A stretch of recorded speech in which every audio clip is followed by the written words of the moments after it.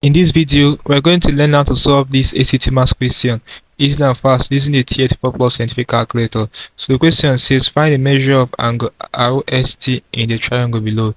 Alright, so guys, the very first thing we have to do is to reset the calculator to put it in the first mode. So to reset, press second button, then this plus button, go for option 7, press 1 and press 2, and it will reset the calculator for us. Alright, press this clear button. So back to the question.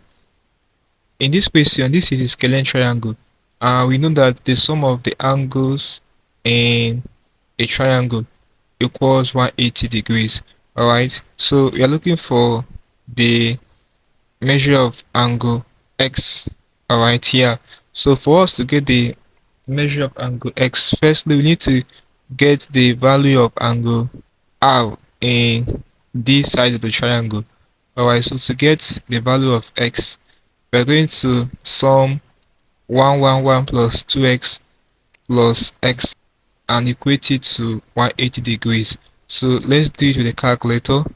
You press this mouse button, then scroll up to equation solver, press enter. Alright, so I'm going to have 111, alright, plus 2x, okay, plus x. So come to E2 and impute 180 since we are equating everything to 180. So we are going to go press this graph button for OK. Alright, so assign x to be 0, then press alpha and this enter button to solve it. So our x is what? 23.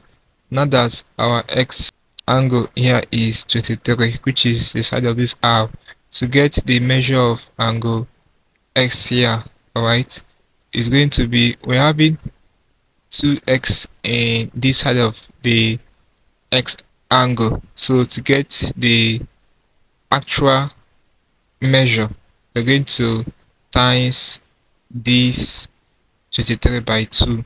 Alright, since x is 23, so times 23 by 2. So 23 times 2 will give us what? 46, and that will be the measure of angle RST.